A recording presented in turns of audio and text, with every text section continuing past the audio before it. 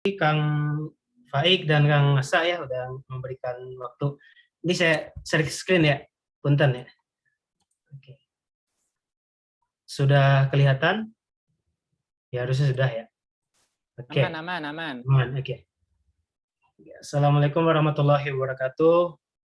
Rabbi shrah li sadri wa yassir li amri wa hlul 'uqdatam min lisani yafqahu qawli. Rabbi ini lima anzalta ilayya min khairin fakirun. Karena tanpa kebaikan dari Allah, kita tidak akan bisa menuntut ilmu apapun ya. Karena tidak ada ilmu yang datang karena usaha kita, tidak ada. Karena kita rajin, tidak juga. Tapi karena al-ilmi, yaitu asmaul sifat Allah, yakni al-ilmi ya, itu sebagai sumber ilmu atau ilmi. Jadi mau kita berusaha banyak dikit, kalau tidak diizinkan ya, ilmunya dapat tapi belum tentu berkah. Ya, oke, langsung saja. Pada hari ini saya akan menyampaikan, saya mereview buku ya, judulnya Manusia Paripurna.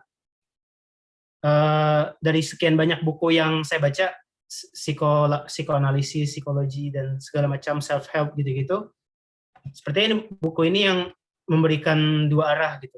Karena buku-buku yang psychological itu hanya memberikan satu arah, yaitu hablum minan nas saja gitu.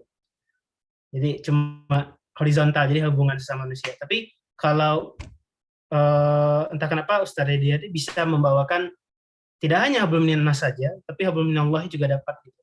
Jadi horizontal dan vertikalnya dapat dua-duanya. Kan kita kepengennya mau dua-duanya ya, tidak salah satunya gitu, biar bagus. Nah, sebelum kita lanjut nih, saya kepengen teman-teman lihat gambar ini. Apa sih terpikir oleh teman-teman ketika melihat gambar ini? Mungkin salah satu dari Famigo di sini ingin mengutarakan pendapat, atau Faik nih. Kalau melihat gambar ini apa sih di pikiran gitu?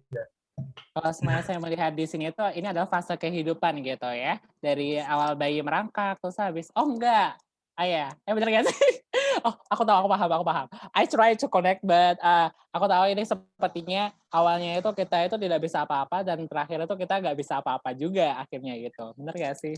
Ya gitulah Ya itu pokoknya. benar, itu salah satu poinnya, salah satu hikmah. Ya, jadi intinya hidup itu periodikal, tidak mungkin langsung jadi gitu ya, enggak. Pasti ada, emang semua ini kun fayakun, Allah pasti ngasih. Tapi kan ada prosesnya, tidak langsung jadi.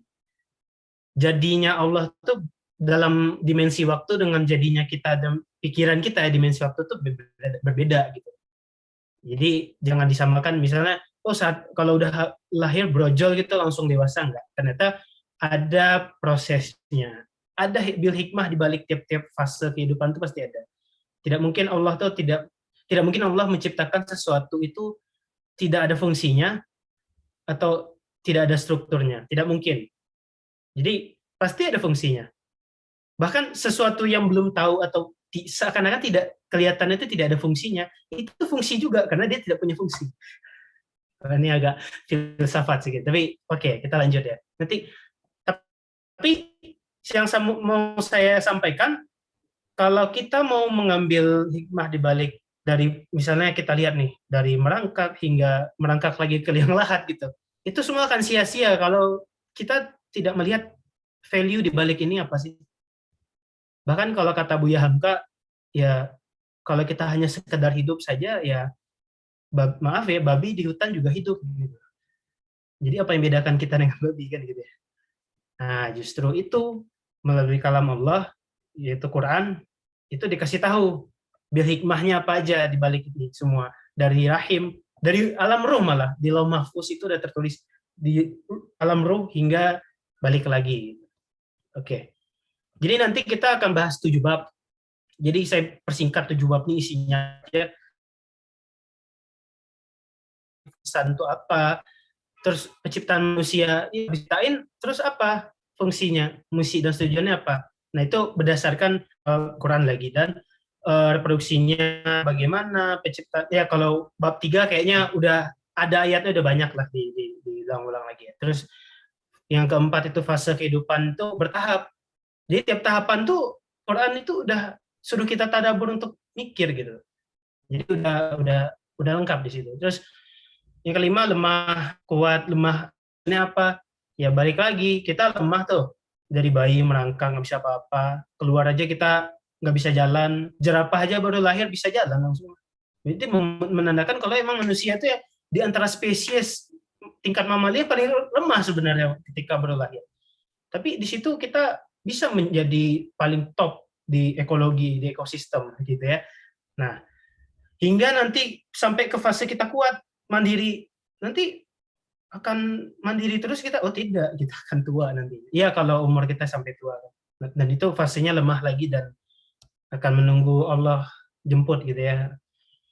Dan bab 6 tuh nanti akan memberi insight tentang lelaki dan perempuan. Itu ayatnya banyak banget tuh, tentang lelaki dan perempuan dan bagaimana positioning.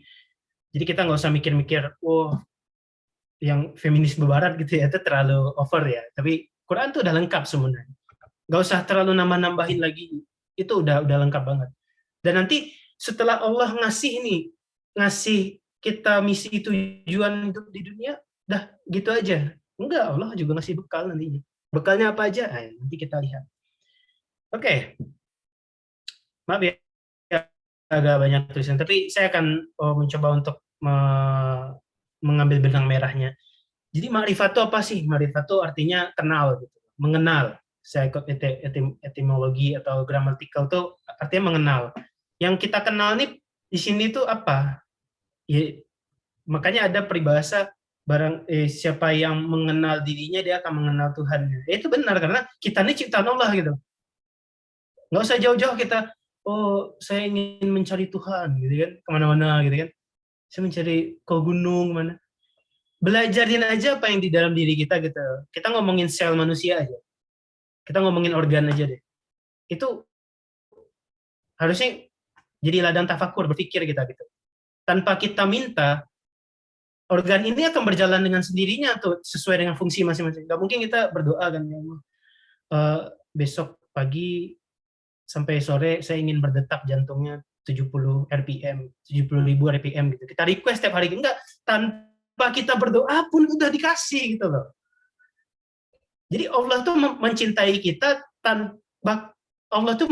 tanpa alasan sebenarnya. Beda dengan manusia. Manusia kita mencintai pasangan kita pasti ada alasannya mungkin kan. Ya namanya manusia ya begitu ya. Keterbatasannya. Tapi kalau Allah mencintainya, rahmannya itu ke semuanya. Rahmannya itu ke semuanya. Beda dengan Rahim. Allah akan memberikan Rahim ya untuk orang yang beriman saja gitu. Beda dengan Rahman, orang mau beriman, mau tidak beriman, ya Allah kasih aja. Itu sifat Rahman Allah. Pengasih. Kalau penyayang beda lagi kan. Nah, jadi makrifat itu kenal tuh bagaimana cara mengenal? Tentu pakai ilmu, knowledge. Jadi ada yang bedanya apa dengan knowledge kalau gitu? Nah, ada yang menyatakan science dan knowledge itu sama, padahal beda. Science itu adalah tools untuk mencari pengetahuan, tapi knowledge itu hasil dari kita mencari tahu. Tapi kalau makrifat itu lebih holistik lagi, dia mencakup semuanya. Ini agak sedikit falasifah ya, filsafat ya, tapi kita akan lebih stick kepada Al-Quran ya.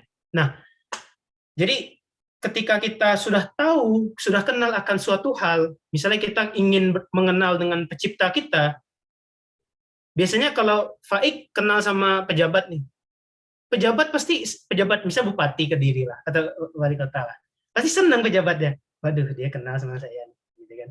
Ya, akhirnya Faik akan menerima berbagai insentif kan. Sama kayak gitu. Tapi bedanya pemberian manusia terhadap yang orang yang atau makhluk yang disenangi itu pasti terbatas. Kalau Allah tidak gitu. Dia unlimited gitu.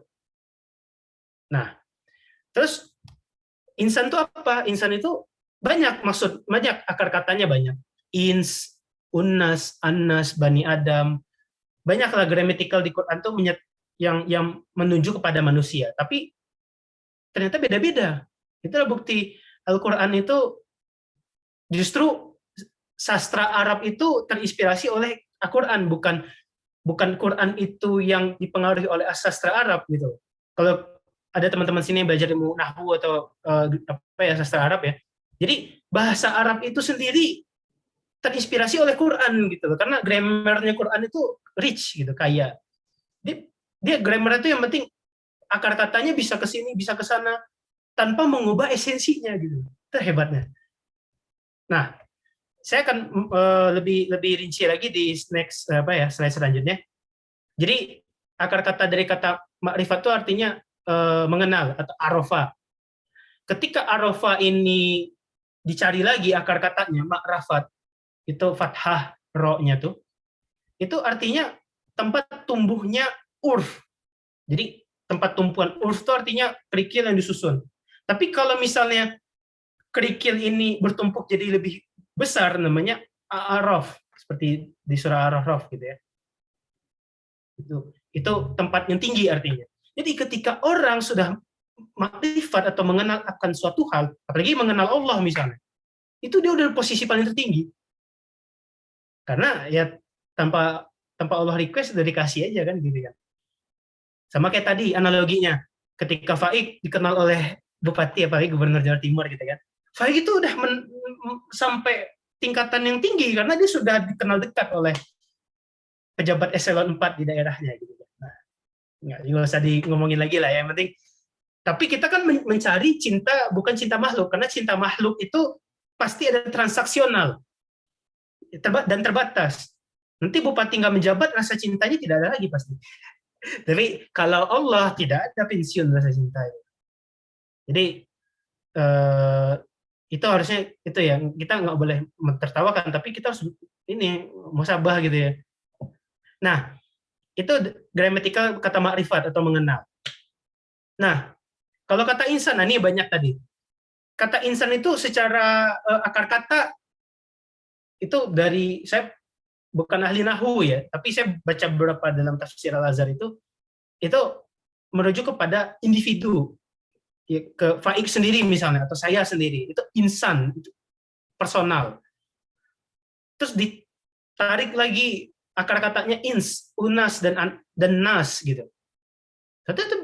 Tetap menunjuk manusia, tapi ke adjektif atau kata sifat, ramah, harmonis, tampak itu ya kita nyata gitu, beda sama jin gitu ya. Jin kan udah nggak kelihatan, sekalinya kelihatan tidak ramah, tidak harmonis gitu kan. Nah, jadi itu manusia itu pada dasarnya emang ramah dan harmonis harusnya. Nah,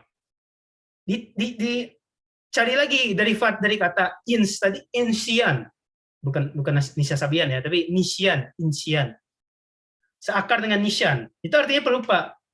Berarti mereka manusia tuh ada sifat pelupa pada dirinya. Jadi itu sangat manusiawi.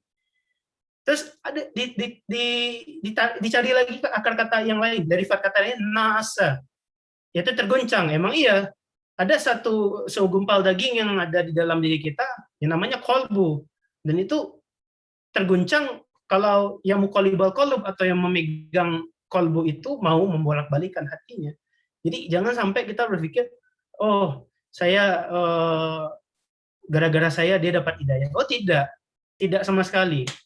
Orang perkara dapat hidayah atau enggak itu ya karena yang membolak-balikan hati, bukan karena kita public communication-nya bagus, jadi kita bisa drive banyak orang. Tidak, enggak. Kalau kita berpikir seperti itu, berarti kitalah yang pemegang hati. Itu berarti udah syirik. Itu syirik halus, karena kita menganggap kitalah yang pemegang hati kita. Ini nggak boleh. Nah, ada lagi di kata yang lain, Bani Adam atau Zuriat Adam. Itu menunjuk manusia yang bagaimana secara fisik atau spesies manusianya. Ya kita ini semua, mau beriman mau tidak, itu semuanya Bani Adam. Jadi kita berasal dari Nabi Adam. Nah, bukan dari yang bergantung gitu ya di pohon gitu. Itu nanti beda lagi itu. Nah, dan ada kata uns, anas tadi diambil lagi akar katanya uns, yang artinya dia menunjuk manusia tuh secara gak cuma secara individu tapi juga secara kolektif. Ya ayuhan nas, wahai seluruh manusia, ya semuanya mau beriman mau enggak, ditunjuk ke semua. Jadi Al-Quran tuh kadang menunjuk kepada orang yang beriman, kadang dengan semua umat manusia. Bahkan di Quran berkali-kali ya Bani Adam, itu semua spesies manusia gitu, mau beriman tidak ya itu Quran tuh menunjuk kita semua gitu loh. Nah, tapi ada juga kata bashar. Nah, ini sering ini diulek-ulek nih. Bashar. Bashar artinya apa? Bashar itu artinya sifat alamiah manusia. Dia perlu makan, perlu minum, muamalah, belajar, bahkan sampai kebutuhan seksual. Kita nggak bisa lepas dari bashar ini. Bahkan dalam surah Al-Kahfi 110 terakhir, qul innama ana basyarum mislukum ilayya innama ilahukum ilahu wahid. Allah tuh memberitahu ke Nabi Muhammad, ya katakan wahai Muhammad, dirimu itu bashar. Padahal Nabi Muhammad tuh udah, maksudnya tingkatan lebih di atas kita semua yang manusia secara umum. Tapi balik lagi Allah menunjuk, kamu tetap balik, kamu punya sifat alamiah, natural, yakni kamu butuh makan, butuh minum, kamu ada masih ada sifat humanis. Jadi jangan dilupakan. Jangan sampai kita udah saya di masjid saja udah, saya nggak mau kerja udah. Nah itu kan apa ya, zolim namanya, karena tidak menempatkan sesuatu pada tempatnya, itu nggak boleh. Dan yang terakhir kata bashar itu ditarik lagi, ada kata-kata baru lagi, namanya basyaroh, yaitu kulit, lebih kepada menunjuk kepada bukti fisik manusia yang menandak. Allah ngasih tahu manusia itu diciptakan dengan fisik yang indah dan sempurna sesuai dengan proporsinya. Hidung nggak mungkin kan kita agak mendongak gitu. Kalau berenang kasihan. Gitu. Makanya hidung kita nostrilnya ke bawah gitu, karena kalau berenang kan enak. Gitu. Sebenarnya banyak contoh dari tubuh kita ini yang kalau kita pikirkan secara anatomi dan fisiologi itu, oh iya juga ya. Banyak yang tidak kita terpikirkan tapi lupa untuk disyukuri kan gitu. Itu belajar tentang manusia itu nggak akan selesai gitu. Nah, lanjut.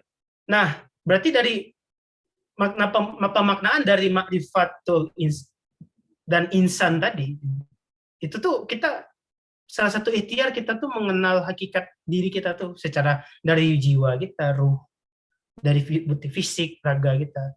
Jadi jangan sampai timpang. Udah kita mikir ruh aja udah. Nggak usah fisik ya, akhirnya penyakitan ya kan. Atau yaudah kita fokus ke fisik aja, fitness gitu, minum suplemen, tapi depresi gitu kan, kehilangan jati diri kan, gitu banyak gitu. Akhirnya ke narkoba aja kan gitu. Nah, tapi kita harus dua-duanya. Jadi Allah tuh memberi kita casing luar, fisik, tapi tidak lupa kasih apa yang ada di dalamnya. Jadi kita tuh ibarat kayak gelas yang terserah kita mau ngisi air putih apa air kopi gitu. Jadi manusia itu punya dua potensi. Diisi air putih dia bisa sampai ke derajat malaikat. Tapi kalau manusia ini ya kelakuannya macam-macam, ya diisi air kopi dia bisa jadi setan gitu. Jadi manusia ini punya dua potensi. Makanya ketika malaikat protes waktu itu ya, malaikat itu bukan protes ya, kayak mempertanyakan pada Allah gitu. Ya Allah, kenapa kau angkat manusia sebagai khalifah? Nanti ini di slide selanjutnya ya. Khalifah di muka bumi, karena kau sudah tahu kalau dia akan membuat kerusakan gitu, kata Allah. Ya, kalau saya menurunkan makhluk yang sama dengan engkau, yang hanya potensinya baik saja, ya nanti tidak ada pembangunan, semuanya beribadah aja semua kayak malaikat lagi. Apa bedanya kan gitu. Tapi percayalah, manusia ini derajatnya itu bisa naik kalau dia mau ikhtiar. Tapi bisa juga derajatnya dihinakan lagi. Kita harus berpikir ya, kita tuh berasal dari sesuatu yang hina. Tapi sama Allah bisa diangkat jadi sesuatu yang tinggi derajatnya. Tapi bisa lagi, udah dari yang hina, balik lagi, lebih daripada hina. Itu bisa sangat bisa. Jadi manusia kita tuh banyak potensi sebenarnya. Kalau malaikat nggak bisa kemana-mana karena udah diciptakan begitu. Nggak akan malaikat jadi setan kayak film Konstantin gitu ya. Kayak film apa tuh yang ya Konstantin kan Jibrilnya memberontak jadi ikut Lucius gitu ya. Tapi tidak. Tapi itu saya nonton sebentar aja. Nah, oke, yang kedua. Nah, kita udah ciptakan. Terus misi sama tujuan kita apa? Ya untuk mengemban misi robani gitu, misi dari Allah. Nah, terus keberadaan kita ini udah disiapin sama Allah sebenarnya. Jadi Allah udah bilang, malaikat, udah kamu nggak tahu, aku yang tahu. Akhirnya malaikat, ya udahlah, udah, ampun Pak, gitu. Tapi kalau setan beda, setan mah malah dilanjutin debatnya, kurang ajar deh, kan gitu. Makanya kita jangan sampai kayak iblis gitu ya, merasa yang paling keren gitu, karena dari api gitu kan. Tapi kata Allah, Allah balikan. Justru yang tanah saja yang hina bisa lebih dari engkau. Lebih dari malaikat bisa. Padahal dari tanah gitu. Malaikat harusnya bisa ngomong, oh saya dari cahaya lebih hebat. Tapi malaikat nggak sombong kayak iblis gitu. Iblis kan memang begitu kan kelakuannya. Nah, karena misi dan tugas Rabbani yang dibawakan itu dari Allah, berarti hanya dengan pengetahuan dari Allah aja yang bisa mengangkat derajat manusia dan yang mengembannya. Karena kalau pakai ilmu selain dari, semua ilmu ini dari Allah. Tapi perkara berkah dan berfungsinya itu beda cerita gitu. Jangan sampai kita berpikir, oh semua saya belajar ilmu ini, ilmu itu. Tapi dicek dulu hatinya, niatnya udah lurus belum. Itu yang kita lupa gitu dalam belajar. Nah, dan tugas Rabbani ini tidak sederhana. Apalagi kita, ayat di Quran tuh banyak bilang, manusia itu khalifatul fil ard, pemimpin di muka bumi. Terus ada orang, saya pernah dibilang, saya pernah ditanya sama, adalah anak-anak liberal dulu, dia bilang, ngomong, kalau kita diciptakan untuk memimpin dan menjaga bumi, kenapa kok banyak kerusakan? Mudah jawabannya. Karena manusia punya dua potensi, dia bisa yang jadi jahat tadi, bisa jadi setan, gitu, tersesat gitu. Jadi kalau kita lihat orang-orang yang membakar hutan atau tidak go green, ya berarti jangan niru seperti itu, karena kalau kita mengikuti, kita apa bedanya kan? Kita jadilah yang mengurangi kerusakan kan itu. Harusnya seperti itu mikir. Nah, bukan kita bilang oh semua manusia tuh merusak alam, tidak, enggak juga gitu loh. Ada porsi manusia yang menjaga alam, ada yang jahat juga. Itu membuktikan kalau manusia itu punya dua potensi tadi. Nah gitu. Dan di ayat Az-Zariyat itu kan udah diulang-ulang. Sesungguhnya tidaklah Allah ciptakan jin dan manusia hanya untuk beribadah. Ibadah tuh juga nggak harus nggak sholat yang wajib-wajib gitu. Kita kuliah tuh juga ibadah. Kita pergi kerja, capek kerja gitu. Untuk menafkahi keluarga itu juga ibadah. Jadi jangan berpikir ibadah tuh yang ritualistik aja ya, tapi ibadah yang kita kayak Kang Asa teknik lingkungan mempelajari toksikologi misalnya, gimana nanti ilmunya untuk menganalisis Sungai Citarum misalnya gitu, supaya Sungai Citarum tuh tidak tersesat gitu kan. Nah, itu contohnya, itu kan akhirnya jadi amal jariah. Kita belajar, kita riset, terus paper kita dibaca orang, itu amal jariah. Jadi jangan apa-apa tuh dipandang dengan material ya. Jadi apa value di balik itu? Karena value sama price itu beda gitu. Jadi itu harus direnungkan ya kawan-kawan. Nah, terus di bab ketiga tuh bercerita tentang fase-fase reproduksi dan penciptaannya. Nah, ini sudah saya jelasin di awal. Dalam surah At-Tin pun, dan surah At-Tin itu ada takwim. Nah, itu takwim itu tidak hanya menunjuk ke sempurna fisik luar kita aja, tapi organ-organ kita tuh nggak kebalik-balik loh waktu kita bayi terus kita brojol keluar gitu kan. Nah, mungkin tiba-tiba mutasi gitu kan, pindah ke jantung sih. Tapi ada mutasi, itu ada. Tapi itu bukan menunjukkan kalau berarti Allah lagi salah ini nih, salah production gitu. Tidak, maksudnya Allah bikin sesuatu mutasi atau cacat itu untuk memberikan ujian. Memberikan ujian pada orang tuanya mungkin, atau kepada orang sekitarnya. Jadi jangan suuzon dulu, kadang langsung ada kenapa ya anak saya begini gitu kan. Jadi balik lagi, itu pasti ujian dari Allah.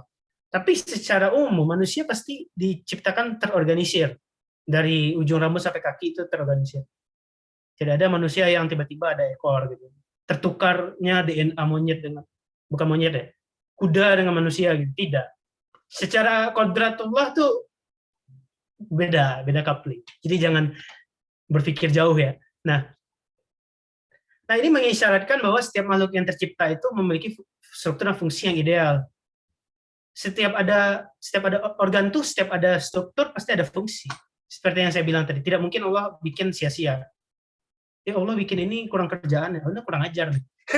Jadi iseng nih Allah nih katanya. Bukan iseng, justru kita belum paham, kita belum tahu kenapa kok bisa gini. Allah kenapa sih bikin virus banyak banget gitu?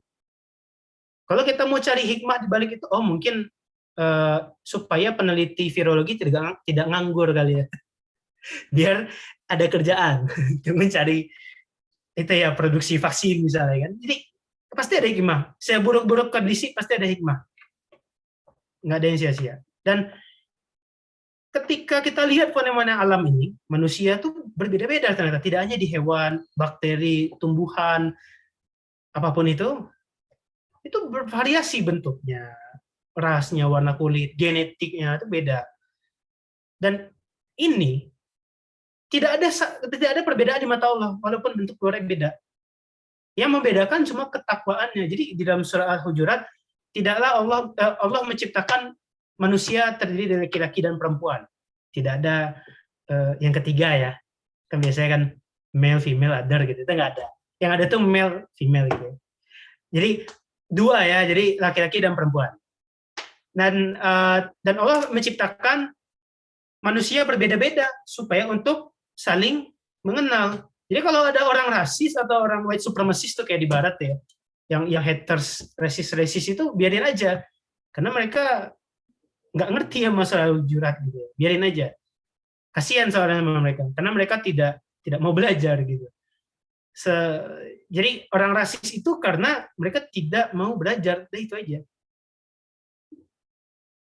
Kalau kita bilang kalau kita mau melihat kenapa ya suatu bangsa itu terpecah atau susah untuk dipersatukan, nggak usah pakai ideologi jauh-jauh, kita balik aja ke surah Al-Hujurat.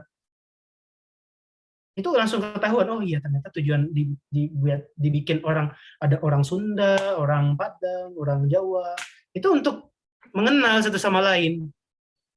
Kalau semuanya orang Sunda, nanti aing mau mana, gitu kan nggak enak bahasanya. Semuanya orang Sunda, semua kan. Mana kah dia? Nah, ngomongnya Sunda semua kan kayak. Jadi harus ada variasi biar nggak bosan gitu kan. Dan saling mengenal enak gitu.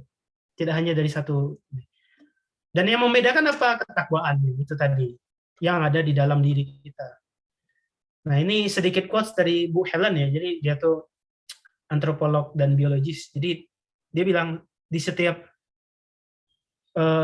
hal yang hidup itu sebenarnya kamu harusnya lebih dekat kepada spiritualitas, walaupun beliau bukan muslim ya. Tapi berapa banyak sih yang awalnya belajar ilmu alam terus mualaf ya. Jadi kalau kita udah bonus dari lahir, kita tinggal nguatin aja gitu. Jadi begitu ya teman. Nah, ini nih biar kita jelas, fase kehidupan tuh panjang. Terus yang dari pertama tuh kita dari dari fase alam rahim. Dalam surah At-Tariq itu ya, surah ke-5 dan ke-7 itu udah jelasin. Manusia tuh dari sesuatu yang hina. Dan sesuatu yang hina tuh keluar dari mana? Dari di antara tulang sulbi dan tulang dada. Berarti ya ovarium dan kalau laki-laki testis gitu kan. Nah, dari dua ayah dan ibu ini akan menghasilkan 2 sel dan akan nanti terjadi fertilisasi. Ya, kita sudah tahu lah. Sudah belajar di biologi dasar ya. Nah, yang mau saya tekankan di sini, dan saya tuh jadi ladang tafakur, bagaimana kita dulu di alam rahim yang itu tempatnya kokoh, ini harus tafakur ya gitu. Itu gelap, nggak ada lampu, karena PLN nggak ada yang sampai ke rahim ya, nggak mungkin. Dan di dalam rahim yang ketutup itu, kita tetap ketahuan kita di situ. Dan nggak lupa Allah ngasih makan lewat plasenta. Nggak mungkin kan, karena dia di tempat yang tertutup, nggak mungkin Allah nggak basyar kan, maha melihat. Kalau Allah nggak maha melihat, terus dia, lupa saya ngasih makan rahim si ini. Enggak kan, tapi Allah tetap ngasih, karena dia basyar, maha melihat gitu. Tidak lupa dengan, bahkan sampai ke embrio saja yang di tempat tertutup, gelap, 3 kegelapan, tetap dibagiin rezeki tanpa kita minta. Padahal otak aja belum kebikin itu waktu itu. Nah sekarang kita udah ada otak nih, tapi lupa bersyukur kan gitu. Nauzubillah ya. Dan ini menandakan kalau inilah cinta Allah tuh, unconditional love gitu. Tanpa kita minta dikasih. Beda kita kayak misalnya yang sama suami gitu kan, atau istri mencintai aku apa adanya atau dia apa adanya gitu kan. Tanpa adanya gitu kan.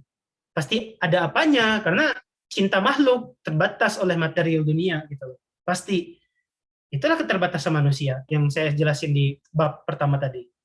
Tapi kalau Allah enggak, Allah tuh conditional love. Dia tanpa kita minta dia dikasih. Dan sampai ke dalam rahim saja yang gelap, itu Allah tahu. Nah, harusnya kita harus mikir, wah, sampai ke alam rahim aja Allah tahu.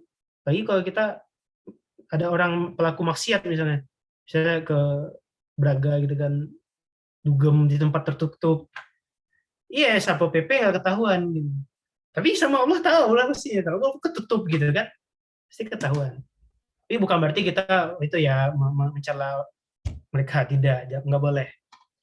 Nah, ini fase yang tadi saya bilang dari balita tadi udah lahir brojol dari bayi jadi bayi. Pertama ketika bayi atau balita itu dalam Quran dijelaskan fase tifl. Tifl itu sesuatu yang lunak. Setelah lunak tuh kayak plastisin, fleksibel. Dia akan disuruh jadi apa aja bisa potensinya jadi apa? Mau jadi hafiz Quran, mau jadi penyanyi, mau jadi tergantung orang tuanya. Nah ini family hour harus ini lanjutan nih harus ini. Bagaimana parenting yang rabani gitu kan. Ya gimana Kang Asa? Karena fase ini tuh kritis, titik krisis. Itu yang membentuk anak itu, ya Kak Seto harusnya tahu nih. Seperti ibaratnya plastisin, yang membentuk siapa? Ya orang tuanya. Gitu. Kalau membentuk orang udah gede, nggak akan bisa. Karena udah jadi. Karena dia dirinya bukan plastisin lagi. Tapi kalau anak kecil, mau kita gerut-gerut jadi apa aja bisa.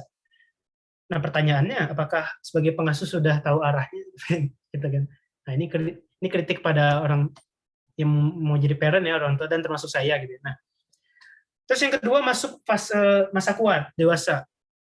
Dan masa kedua ini udah kuat, asyauka ausyadakum, artinya sudah terbentuk keras, udah ada di dalam surah Al-Hajj ayat 5. Dan pada fase ini harusnya sudah matang dan sudah tahu, sudah sepenuhnya sudah sematang jiwa dan raganya sudah istilahnya udah purna bakti, kita sudah sadar kita melakukan apa. Karena kalau anak kecil melakukan kriminal misalnya kan, dia tidak bisa dihukum karena belum matang, belum sadar akannya dia. Tapi orang tua sudah dewasa dan tua itu sudah matang. Dan harusnya makin tua makin arif kan gitu ya, makin takwa harusnya. Dan yang terakhir baru fase lansia. Fase terakhir dalam kehidupan. Pada surah Al-Hajj lagi lanjutan ayat kelima tuh azalil umur.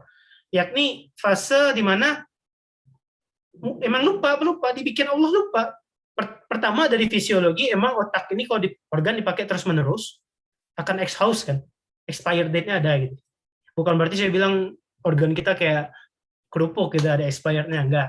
Tapi kita ada masa fase ini kita udah menunggu terakhir nih, tidak mencari uang lagi, tapi kita udah menunggu ini bentar lagi. Tapi bukan berarti kita berpikir kita bakal sampai umur kita fase ini, enggak, belum tentu. Yang masih di embrio aja meninggal banyak gitu. Jadi kita nggak tahu kapan kita meninggal kan. Bukan nunggu tua dulu, muda-muda kelabing terus tuanya ke geger kalong hilir gitu kan, masjid DT gitu, enggak. Belum tentu kita tobat waktu tua. Atau makin tua makin keladi kan banyak. Iya kan? Nah, makanya jadi yang tua ini kenapa disebutkan azazil umur? Karena Allah bikin mereka emang lupa. Karena kalau mereka masih mengingat, kuat, capek, kasihan. Itu sudah saatnya mereka beristirahat. Orang-orang umur 60 ke atas, nggak mungkin mereka disuruh produktif gitu. Kalau misalnya umur PNS sampai 70 tahun, wah itu menyiksa, zalim ya. Ya harus ada pensiun, harus ada. Dan kalau kita renungi, kehidupan manusia itu ibarat sholat. Jadi dari sholat subuh, itu kita seperti, oh baru bangun fresh, memancarkan cita-cita hidupnya, kita udah ready untuk masuki masa remaja, dewasa. Dan nanti ketika sholat Isya, itu kan tinggal penghabisan ya. Saatnya sholat Isya itu untuk muhasabah dan akhirnya memejamkan mata. Dalam hal ini metafornya meninggal. Jadi hidup kita tuh kayak sholat 5 waktu, kayak kita menghabiskan waktu sehari sebenarnya. Hidup kita tuh di dunia. Jadi sesingkat itulah sebenarnya kehidupan. Jadi mulai sekarang diendapkan ya ini metafornya. Jadi jangan sampai kita berpikir, lama lah, ntar aja lah tobat tuh. Nanti ya atau tua ya kalau tuanya hidup. Ya kalau tuanya masih hidup terus tua-tua keladi kan gimana kan gitu. Kita nggak tahu.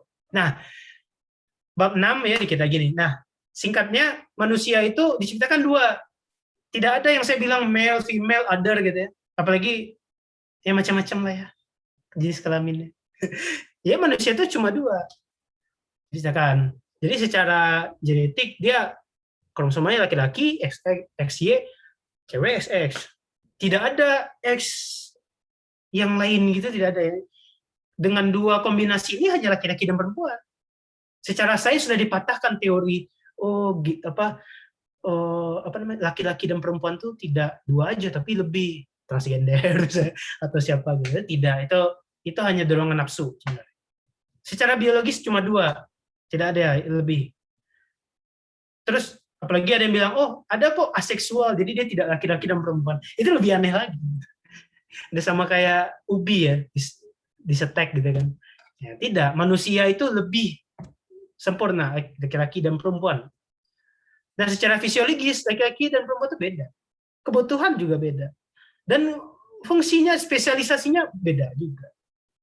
Tapi untuk bahas ini lebih panjang ya, tidak akan saya bahas di sini ya. Karena ini panjang banget kalau kita bahas ini. Ini mungkin, Kang Asa, mungkin dari sini banyak nih pecah-pecah lagi untuk bahasan Famigo selanjutnya nih. Tapi ini kita hanya cleaning the table aja dengan buku ini. Dan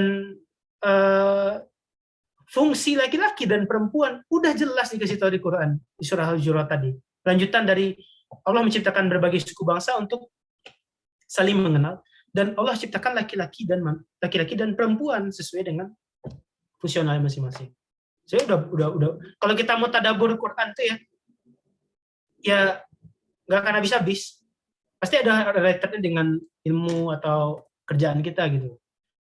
Nah, yang terakhir bab 7. Nah, Allah nurunin kita ke bumi nih, Nabi Adam misalnya, pertama kali. Nggak mungkin tanpa 5 ini. Kalau disebutin sama Ustadz Hidayat tuh, 5 ini apa? Ada pemenuhan kebutuhan, ada termaktub di surah Al-Baqarah dan surah Ar-Rahman apalagi ya. Di surah Ar-Rahman tuh udah diulang berkali-kali. Fabi ayyi ala'i rabbikuma tukadziban. Sampai berapa kali? 35 kali fabi ayyi ala'i rabbikuma tukadziban. Diulang lagi. Ya, menandakan udahlah, saya yang memenuhi kebutuhan Anda gitu. Itu kata Allah begitu. Kalian tidak tahu, saya yang tahu gitu kata Allah. Jadi tidak mungkin misalnya nih Kang Faiki membuat mobil listrik nih kayak Tesla. Yang tahu konsumsi energi Tesla itu siapa? Kalau bukan CEO-nya atau technician-nya Kang Faiki misalnya. Ya tukang bikinnya. Karena konsumen nggak akan tahu. Konsumen pasti ujung-ujungnya bakal kembali ke yang bikin. Karena produk itu nggak akan tahu, tidak akan yang tahu detail tuh produk adalah yang menciptakannya. Tidak mungkin suatu barang produk tidak ada penciptanya. Nah ini sangat mematahkan orang-orang yang agnostik ateis nih. Tidak ada ini yang menciptakan dan langsung jadi gitu. Justru itu tidak logik, walaupun mereka menganggap seperti logik gitu ya. Oh tidak ada yang ciptain ini semua. Padahal kalau berarti dia mengingkari bahwasannya produk itu tidak ada yang menciptakan. Kan? Pasti dicatatkan. Nah yang kedua ilmu. Nah ilmu itu sendiri, kita contoh Nabi Muhammad. Nabi Muhammad awalnya dia ummi, tidak tahu baca, nggak tahu tulis. Tapi bagaimana caranya ilmu itu dari kita nggak dapat jadi dapat. Kan kita selalu berpikir, oh kita kepengen mengadakan sesuatu itu harus ada modal dulu, harus ada barang dulu, ya kan?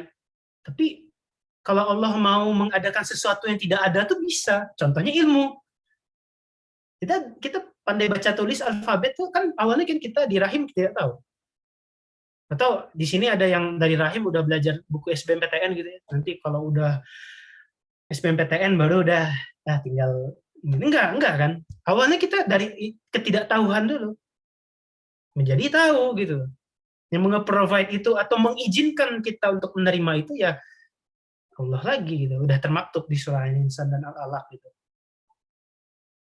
Dan Imam Syafi'i itu juga banyak menulis gitu tentang pentingnya menuntut ilmu karena tidak mungkin ilmu itu datang dengan sendiri, pasti kita harus ikhtiar lagi.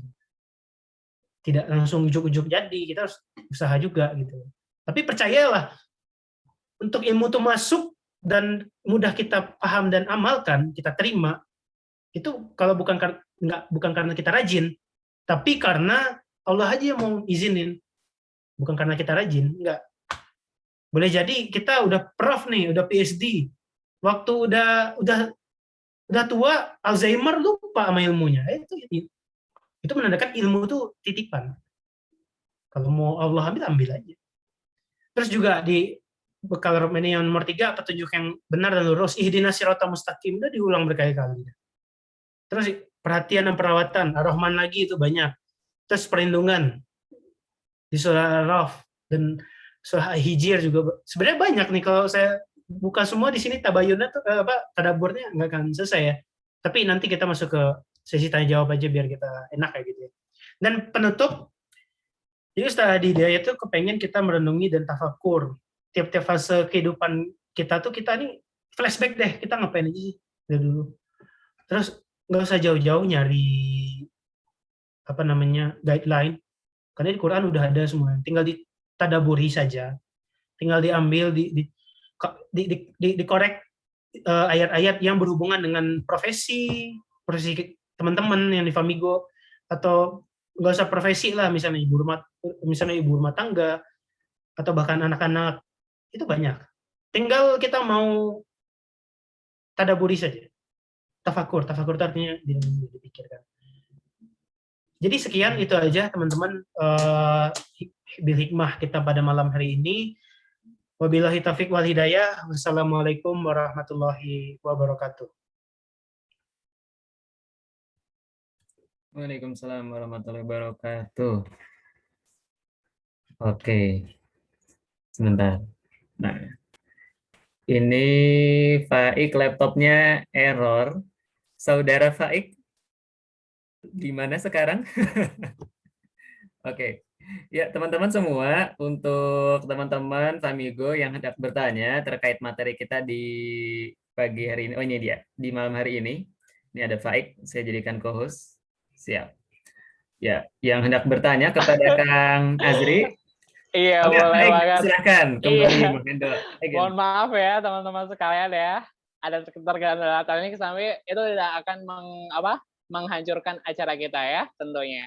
Dan keren banget ya pemateri kita hari ini, Kang Asri itu juga cerita banyak tentang fase kehidupan manusia tadi. Meskipun itu materinya itu cukup mungkin membuat kita kebingungan atau mungkin sangat wow banget gitu ya bagi orang-orang awam gitu ya. Jadi kalau semuanya teman-teman di sini, kalau semuanya ingin bertanya, boleh banget chat di kolom komentar atau bisa langsung angkat tangannya, raise your hand, atau mungkin langsung sebutin nama, panggil MC-nya boleh. Karena materi kita itu tadi cukup wow banget ya bagi teman-teman kalau semuanya memperhatikan, dan keren banget buat teman-teman yang memperhatikan tentunya. Nah, tadi mau aku garis bawahi nih tentang bagaimana sih fase kehidupan manusia itu tiap tahapannya itu punya punya kepentingan atau mungkin punya artinya masing-masing, dan itu benar banget ya. Jadi tidak harus menunggu tua kita itu harus berbuat baik, tapi sepanjang perjalanan fase manusia itu semuanya itu kita harus bisa berbuat baik, karena kita tidak tahu waktu kita itu mungkin kita itu seperti dikatakan Mas Azri tadi bahwasanya mungkin kita waktu tua itu dari tua keladi atau mungkin kita tidak mencapai umur tua, kita udah dipanggil sama yang maha kuasa, itu nggak tahu gitu. Jadi sepanjang kehidupan menjalani fase kehidupan kita itu kita harus menjalannya sebaik mungkin. Anggap saja waktu kita itu benar-benar sedikit dan kita dapat memanfaatkan waktu dengan sebaik-baiknya. Seperti itu. Mungkin gambaran singkatnya materi kita itu hari ini seperti itu. Nah, buat teman-teman Famigo, Famigirl yang mau bertanya, boleh banget nih sekarang sesi tanya jawab nih. Atau mungkin kalau semuanya malu men-share pertanyaannya lewat suara dan menyalakan video atau dan lainnya, bisa lewat suara aja menyampaikannya. Atau mungkin kalau semuanya masih ragu atau mungkin agak shy-shy gitu, agak malu-malu gitu, boleh tulis di kolom komentar tentang pertanyaannya apa sih hari ini gitu. Karena materi ini hari ini tuh penting banget nih dan keren banget menurut saya gitu. Nah, teman-teman boleh banget saya buka 3 pertanyaan buat teman-teman yang mau bertanya gitu. Kalau semuanya boleh, teman-teman, adakah yang raise your hand? Karena saya pakai HP, jadi saya tidak bisa melihat yang raise your hand. Jadi kalau semuanya teman-teman di sini mau bertanya, boleh langsung sebutin bersuara ya, biar saya tahu gitu ya, yang bertanya gitu. Kalau semuanya belum ada yang bertanya, kalau saya mau, ya, saya kira dari Famigo ternyata Kang Asa ya. Kalau semuanya kalau semuanya belum ada yang bertanya, saya mau bertanya nih, Kang Azri, gitu. Kang Azri? Iya. Kang Azri? Mangga. Oke. Mangga. Kang Azri mau bertanya nih, kan tadi kan mengenali manusia nih. Kalau semuanya Kang Azri mengenali manusia itu pengertian Kang Azri sendiri secara harfiah atau mungkin secara singkatnya itu mengenali manusia secara utuh itu kayak gimana sih Kang Azri gitu? Oh ini lebih ke personal question ya. Iya. Karena kalau aku balik lagi benang merahnya ya ke kalam kan, ke Quran. Tapi kalau mau ngomongin experience atau kalau kita mau ngomongin tentang personal experience itu banyak lah. Tapi secara singkat sebenarnya ya balik lagi kayak saya bilang tadi, manusia itu ibarat gelas. Allah udah ngasih gelas vessel gitu ya. Manusia tuh kayak tadi basyaroh, kulit. Ya kita tuh ibarat kayak gelas gitu. Gelasnya bagus nih. Kayak yang bikin aqua ini mahal misal atau minuman kemasan mahal itu kan apa? Packagingnya apa yang isi dalamnya? Bisa dua-duanya sih Kang. Ya benar sih, ya benar, nggak salah ya. Ya, kalau kan, saya lebih tertarik sama isinya sih, karena rasa itu taste-nya itu menentukan gitu. Nah, problemnya pertanyaannya adalah ketika gelas itu udah bagus nih, gelas itu Starbucks misalnya, ada label yang mahal itu kan, tapi diisi air Citarum gitu loh, nggak usah jauh-jauh, kan polutan gitu ya. Iya, mau nggak minumnya? Enggak kan? Sama kayak manusia, luarnya casingnya mantep, ya dalamnya Sungai Citarum, siapa yang mau gitu ya. Tapi kita nggak mungkin kita melupakan casing luar ya, kita harus dua-duanya harus bisa kalau bisa. Tapi kita sering kecenderungan manusia postmodern sekarang tuh lebih banyak terpaku di casing kebanyakan, lupa sama isi, kebanyakan kayak gitu. Banyak udah sering diingatin di Quran ya, hanya selimut saja gitu, casing saja semua ini, tidak lebih dari permainan belaka hidup di dunia ini kan kayak gitu. Sampai ada ahli tasawuf yang terlalu tasawuf banget ya, sangat sufi, sampai mentalak dunia gitu. Itu berlebihan gitu ya. Sangat zuhud gitu ya. Kita tetap basyar, kita butuh duniawi juga, makan, minum, kebutuhan berkeluarga. Nah, jadi jangan sampai kita melupakan packaging tadi ya. Tapi kecenderungan kita tuh kan lebih ke packaging karena apa yang dilihat duluan. Itu tidak salah, itu alamiah manusia begitu semua. Tapi ya jangan sampai berhenti di casing. Lihatlah sampai ke Jadi gitu. Oke, bener banget nih. Berarti nggak cuma dari luarnya aja, tapi isinya itu harus diperhatikan gitu ya, Kang Asri ya? Ya, benar. Oke, itu mengenal esensi dari kehidupan gitu. Nah, ada pertanyaan selanjutnya nih dari anonim, dari Fulanah gitu ya. Gimana kita seharusnya merefleksikan ilmu manusia ini ke dalam konteks keluarga? Harusnya gimana kalau kita udah tahu ilmu ini memandang keluarga kita? Saya mencoba memahami gimana kita harusnya merefleksikan ilmu manusia ini ke dalam konteks keluarga. Harusnya gimana kalau kita udah tahu ilmu ini memandang keluarga kita. Nah, Kang Asri bisa menangkap pertanyaannya? Merefleksikan ilmu yang disampaikan hari ini dalam konteks keluarga nih. Terus bagaimana sih ketika memandang keluarga kita setelah mendapatkan ilmu ini? Gimana sih cara memandang yang benar gitu, Kang Asri? Bisa dijelaskan? Oke, saya lebih enaknya ngomongnya secara metafor ya. Keluarga tuh ibarat, gue ngomong keluarga ya, keluarga, organisasi, negara ya, semua itu kan organisasi.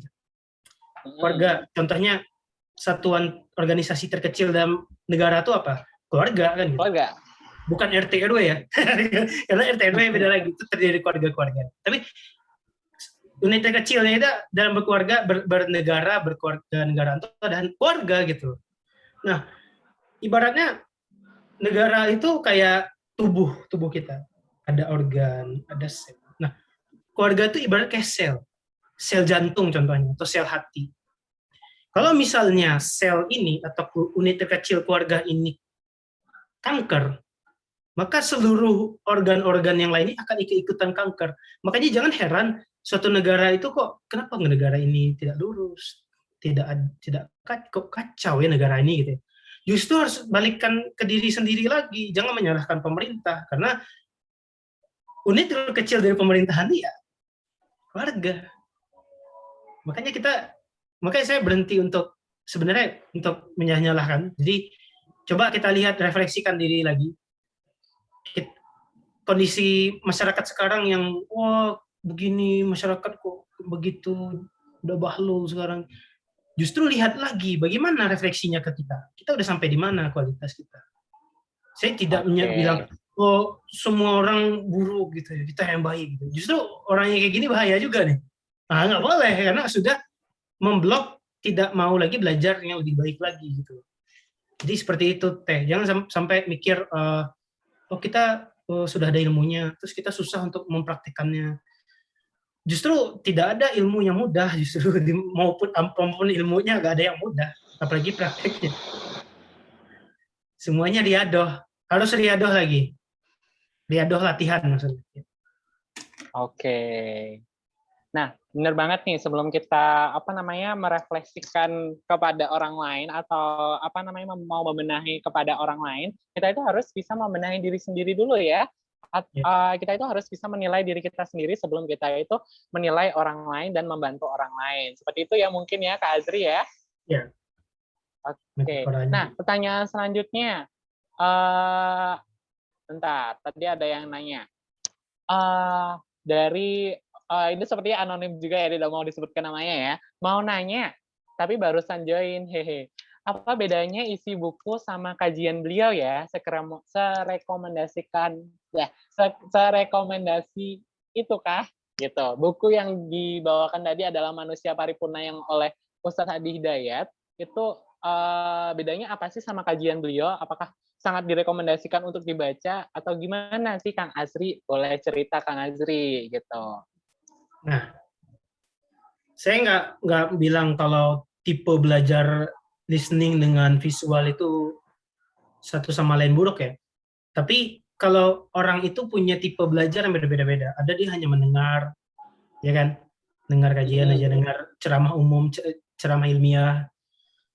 Itu udah cukup sama dia, boleh, tidak salah. Ada yang orang dia suka dengan menulis dan membaca, itu ada.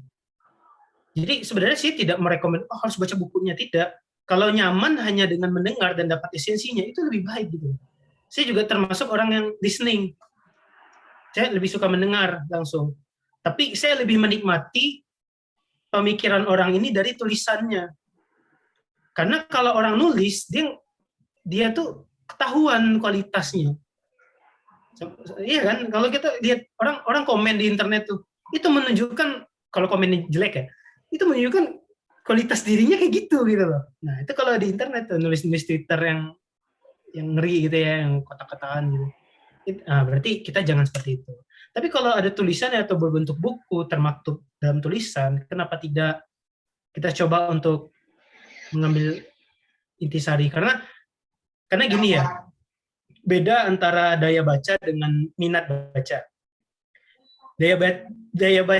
Minat baca, kalau kata Pak Anies Baswedan dulu pernah nyindir sebenarnya waktu saya masih di Jogja di kuliah umumnya. Jadi orang Indonesia tuh minat bacanya doang yang tinggi, daya bacanya sangat rendah.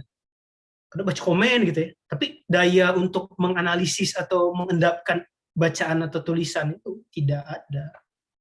Nah itu jadi muhasabah tuh bagi rakyat Indonesia harusnya ya. Jadi ya itu tadi. Tapi saya tidak bilang kalau cara belajar reading dengan listening itu satu sama lain itu buruk, tidak.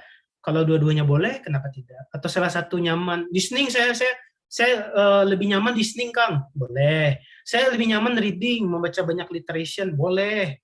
Sok, mangga. Jadi tidak ini ya, tidak ada jalan apa ya yang direkomendasikan paling the best. Tergantung dengan kenyamanan masing-masing Famigo. Intinya juga ilmu kan. Oke, ya benar banget nih. Senyamannya Famigo dan Famigel ya ceritanya ya. Kalau semuanya nyaman mendengarkan itu boleh banget ikut kajiannya. Tapi kalau semuanya lebih nyaman membaca itu juga dikembalikan nyamannya itu di mana sih gitu. Karena sama-sama mendapatkan ilmu. Dan perlu saya garis bawah ini insight menarik dari Teh Safira El Zahra ini menikmati pemikiran orang lain tuh dari tulisannya karena kualitas seseorang terlihat dari tulisannya. Bener banget nih, tadi juga disampaikan oleh Kang Azri bahwasanya ketika mau membaca itu Kang Azri itu lihat profilnya dulu nih. Terus waktu lihat profilnya tahu nih bahwasanya ketika menulis itu ternyata dari profil seperti ini hasil tulisannya itu seperti ini gitu. Dan salah satunya adalah Ustadz Adi Hidayat yang begitu fenomenal dan sangat menginspirasi dan tulisannya itu benar-benar yang top pastinya gitu. Nah, pertanyaan selanjutnya dari anonim nih ceritanya kepada tim Family Hour ya ceritanya. Pengen dengar dari tim Family Hour untuk refleksi dari materi hari ini gimana menurut tim Family Hour nih dari Famigo. Boleh tim Family Hour kalau semuanya mau menjawab? Kang Asa, Teh Erina, Teh Aisyah, Teh Ardina, mungkin kalau semuanya mau menjawab pertanyaannya boleh banget nih. Atau dimulai dari saya dulu ya ceritanya. Iya. Ya, karena saya jadi MC, jadi ya gitu ya. Jadi selalu mulai dari saya, gak apa-apa lah ya. Teh Mutia angkat tangan terus gak apa ya, tahan dulu. Nanti Teh Mutia bakal saya panggil kok ya. Tahan dulu. Kalau saya materi yang hari ini disampaikan tuh sangat mind blowing banget ya. Sangat beda sama buku bacaan yang biasa saya baca gitu. Biasanya saya tuh bacaannya itu yang self improvement kayak dari Alfi, dari TK, dari siapa lagi ya, yang pokoknya beda banget lah dari tipe bacaan saya. Jadi kalau semuanya saya mendapatkan insight dari hari ini itu benar-benar kayak sangat kontemplasi, terlalu banyak kontemplasi itu kepada diri saya gitu. Bahwa saya fase kehidupan saya itu kurang saya benar-benar maknai gitu. Jadi mudah-mudahan ke depannya banyak fase-fase kehidupan yang saya jalanin sekarang ini dapat saya hayati gitu ya.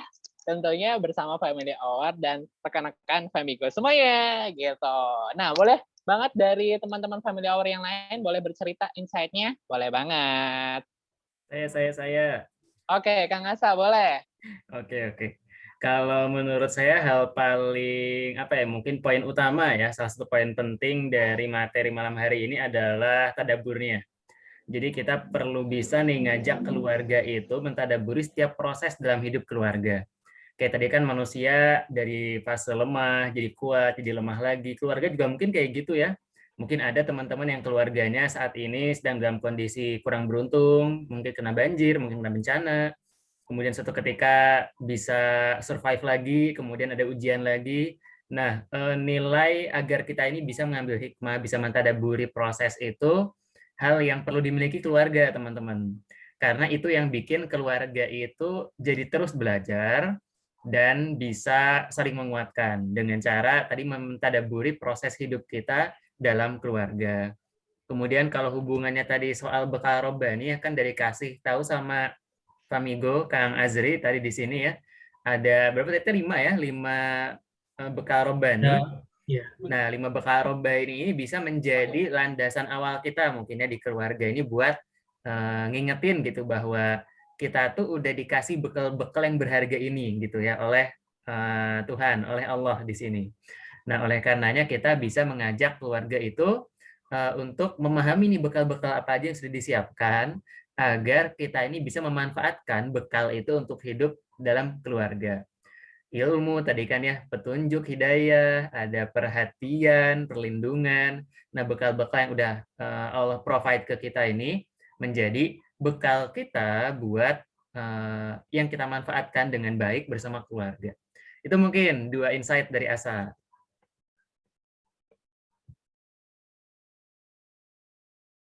Saudara Faik masih di mute?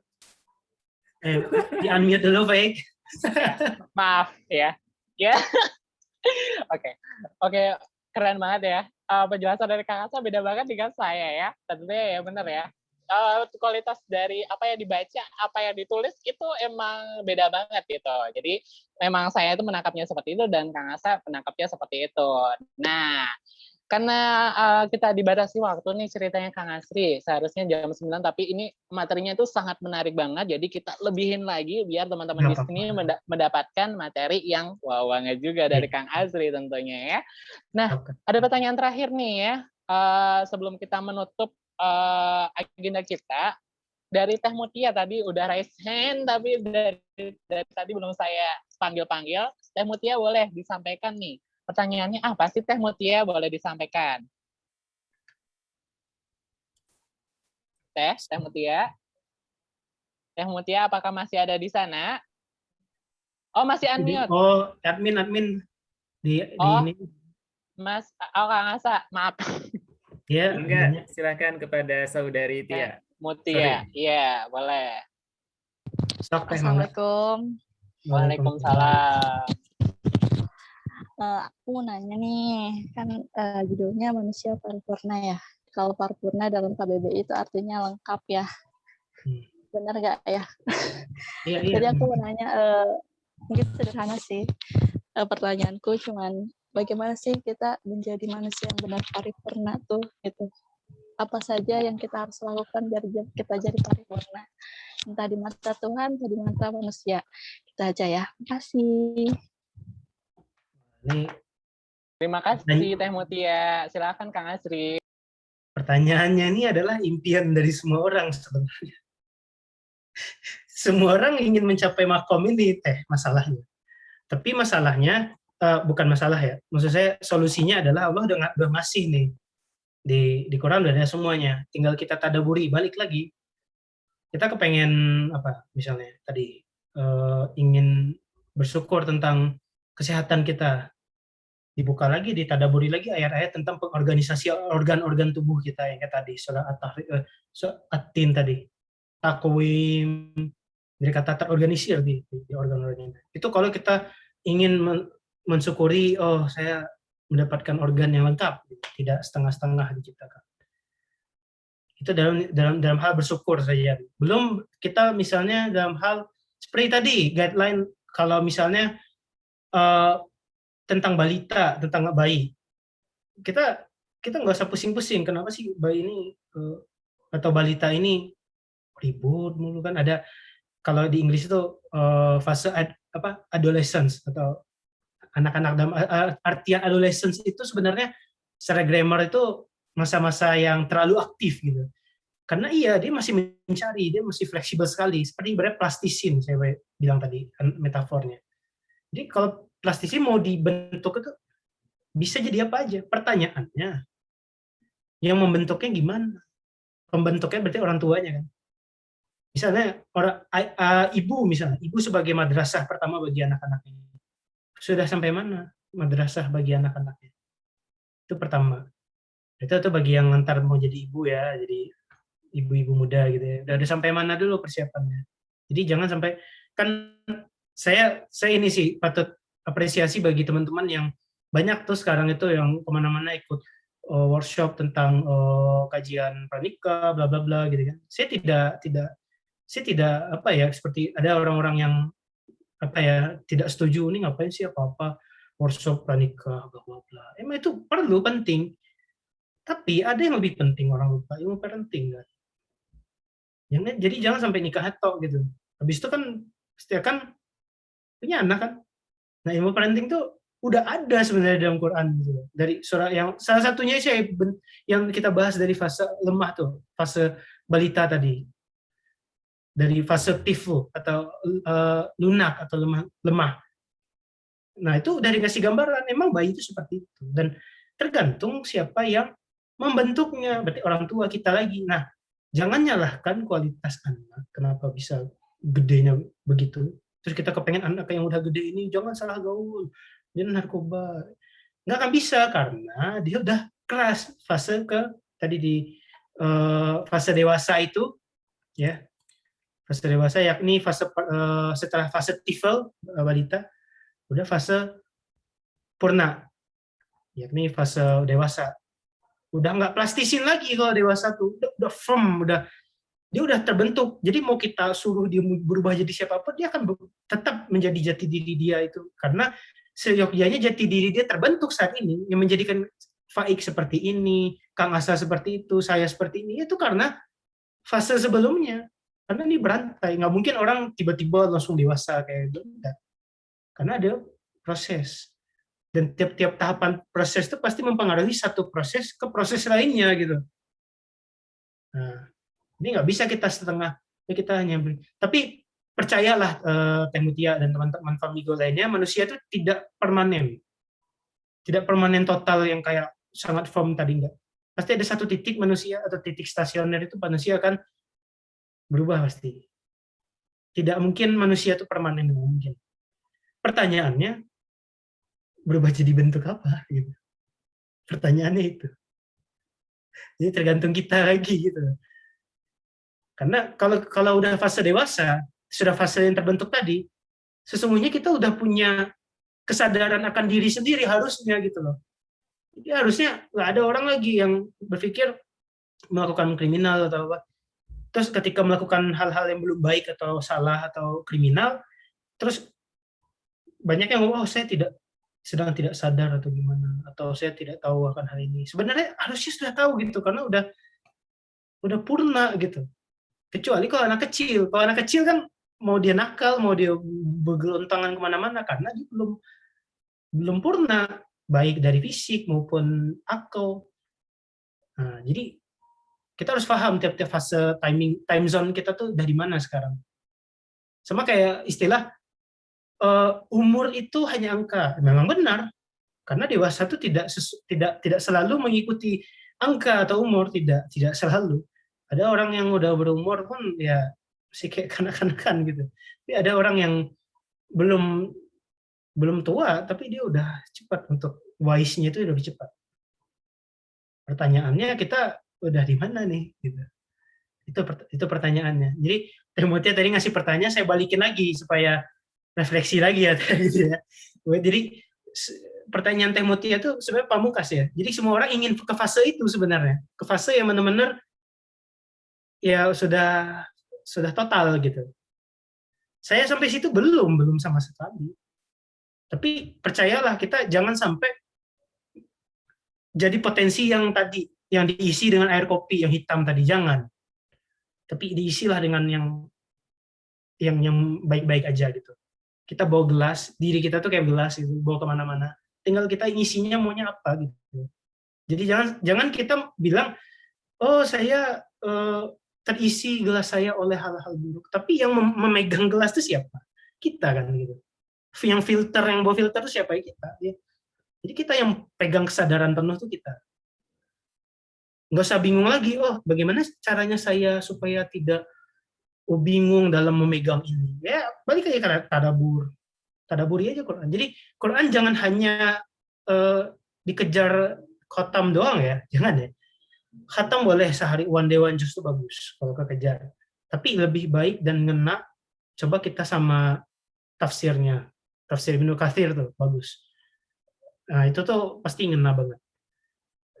Jangan sampai kita hanya ngejar tapi korinya aja gitu, tapi tidak mentilawah. Tilawah itu artinya sama dengan kita mengkajinya juga gitu. Jadi gitu ya teman-teman Famigo semuanya, dan Teh Mutia juga terima kasih, pertanyaannya reflektif juga tuh sebenarnya. Dan ya Kang Asa mungkin the next-nya mungkin bedah buku ya, cuma dari poin-poin tadi itu sebenarnya banyak lagi kita pecah-pecah lagi. Dan teman-teman Famigo yang lainnya boleh tuh dari pecah-pecahan yang tadi itu dibahas lagi tuh bisa. Kita bikin derivat baru. Amin, gitu. Amin. Mudah-mudahan ya bisa ketemu lagi bersama Kang Asri ataupun nanti di lain kesempatan ya tentunya ya. Kita nggak hanya terputus di sini saja, tidak hanya terputus melalui pematerian hari ini saja, tapi kita itu masih berlanjut nih ke depannya, insya Allah. Seperti itu. Nah, benar banget nih.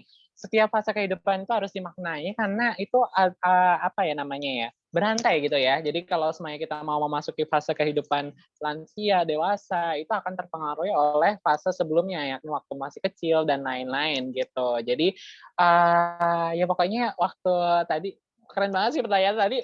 Mungkin tadi pertanyaan sederhana tapi menurut saya itu cukup apa ya namanya, sangat sangat menguras pemikiran gitu ya. Seperti Ya, itu, benar banget. Nah, terima kasih Kang Azri, tadi adalah penutup pertanyaan buat sesi tanya jawab hari ini. Terima kasih juga Famigo dan Famigel yang sudah menyempatkan hadir dan menyimak dari awal sampai akhir dan tidak bosan-bosannya bertemu dengan saya, mendengarkan suara saya bersama Kang Azri. Mudah-mudahan teman-teman di sini nantinya dapat mendapatkan informasi yang bermanfaat dan dapat men-share ilmu yang didapatkan hari ini kepada teman-teman lainnya seperti itu. Nah, jadi buat teman-teman yang hadir di sini boleh banget nih nanti kalau semuanya mau share materinya melalui Instagram, Line, WhatsApp atau dan lain-lain, kalau semuanya mau share informasi yang didapatkan hari ini itu boleh banget karena bisa jadi ilmu yang kita dapatkan terus kita sharekan yang ke orang lain yang tiba-tiba tidak tahu jadinya tahu sama sharekan ke yang lainnya lagi menjadikan ilmu jariah buat kita semua. Amin, seperti itu. Nah, sebelum kita menutup sesi hari ini baca perpus spesial Ramadan bersama Kang Muhammad Azri, saya ucapkan terima kasih banyak.